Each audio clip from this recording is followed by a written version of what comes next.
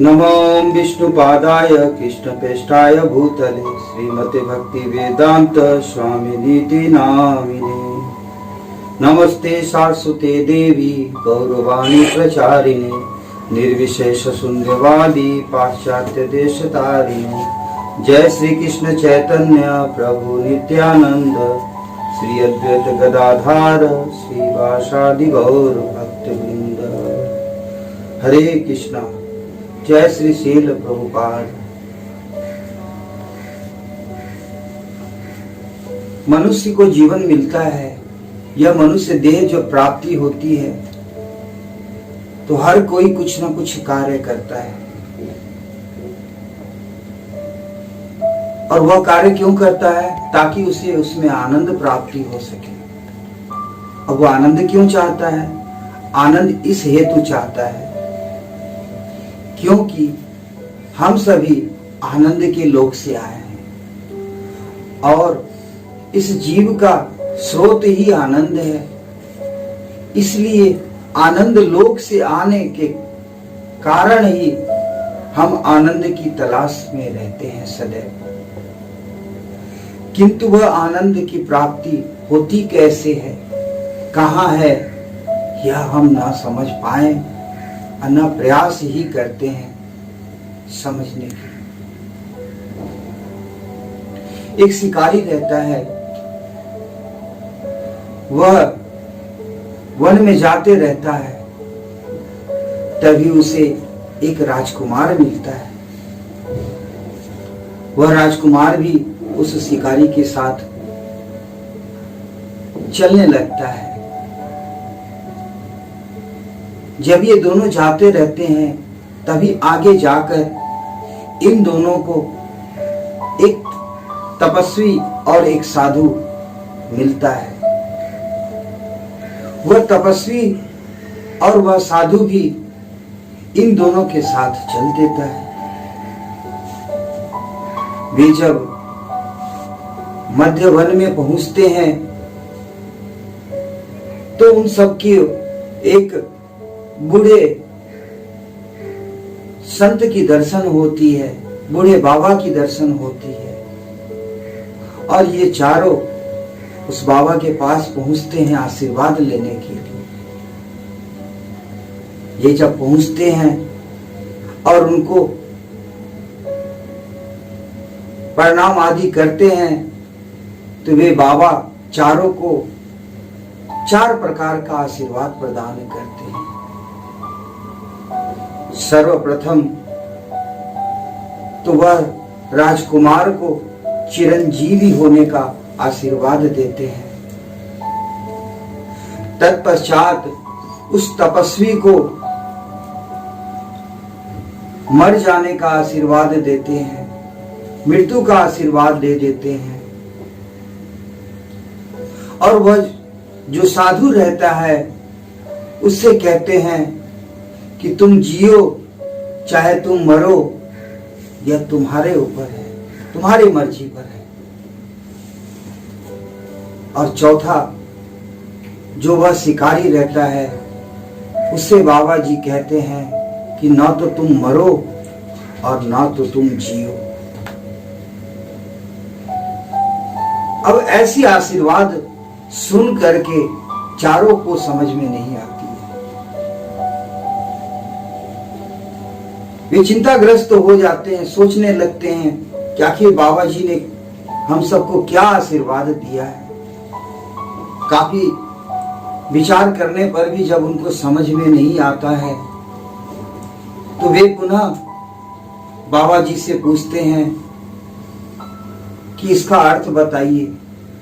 तो बाबा जी कहते हैं कि सर्वप्रथम मैंने राजकुमार को चिरंजीवी होने का आशीर्वाद दिया है, क्योंकि यह राजपद हमें तपस्या के पश्चात, पूर्व जन्म के तपस्या के पश्चात ही प्राप्ति होती है। किंतु यह भी सत्य है कि तपस्या का फल जैसे ही समाप्त होता है और जब राजा की मृत्यु होती है तो उसे नरक में जाना पड़ता है।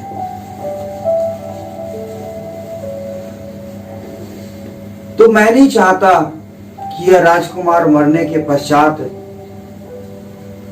नर्क लोक को जाए, इसलिए यह जीता रहे और सभी आनंद प्रकार की आनंदों की भोग करता रहे। तत्पश्चात मैंने तपस्वी को इसलिए मर जाने की आशीर्वाद दिया क्योंकि यह तपस्वी है और यह तपस्या करके नाना प्रकार के त्याग करके अपने शरीर को यातना दे रहा है। निश्चित ही मरने के पश्चात इसको स्वर्ग की प्राप्ति होगी और पुनः यह राजा बनेगा।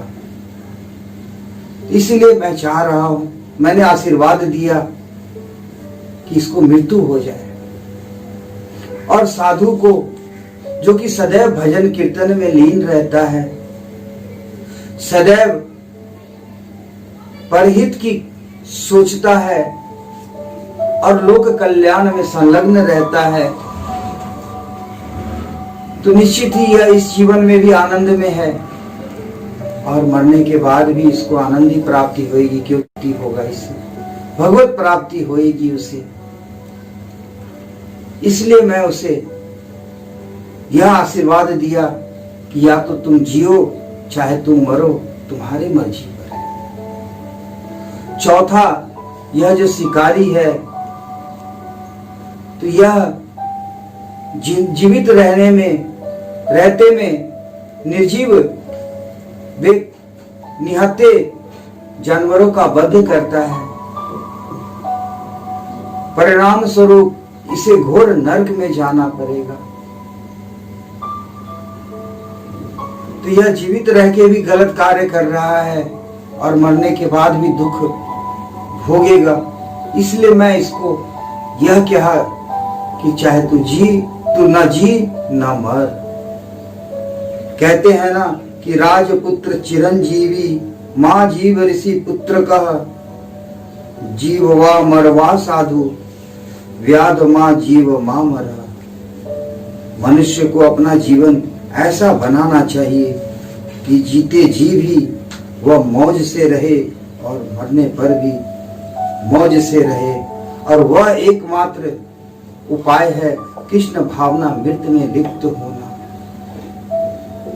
क्योंकि जो भक्त, जो जीव भगवान श्री कृष्ण के सुंदर संकीर्तन में संलग्न रहता है, उनकी लीला कथाओं के विषय में ही सोचता है, वही श्रवण करना उन्हें आनंद, उसी का श्रवण करने में उसे आनंद आता है। निश्चित ही वह अपना यह जीवन तो आनंद में व्यतीत कर ही रहा है, मरने के बाद भी वह आनंद लोक को प्राप्त होगा। जरूरी नहीं है कि भगवत प्राप्ति प्राप्त करने के लिए, आनंद प्राप्ति करने हेतु आप सभी चीजों का त्याग कर दो और ऊंची हिमालय चाहे घने वन में जाकर तपस्या करो। आप बेशक ऊंचे हिमालय पर चले जाओ, चाहे घने वन में चले जाओ, किंतु जब तक इंद्रिय विषय वासनाएं आपको घेरे रहेगी, तब तक आपको आनंद की प्राप्ति नहीं हो सकती है। किंतु कृष्ण भावना मृत्यु में संलग्न होते ही भगवान श्री कृष्ण उसको सभी प्रकार की भौतिक इच्छाओं से परे कर देते हैं और एक चिरकालीन दिव्य आनंद का अनुभूति प्रदान करते हैं। इसलिए जब भी समय मिले प्रभु श्री कृष्ण के सुंदर पवित्र नामों का संकीर्तन करें और अपने इस जीवन में भी आनंद पाएं और मरणों पश्चात वो लोक में भी आनंद प्राप्त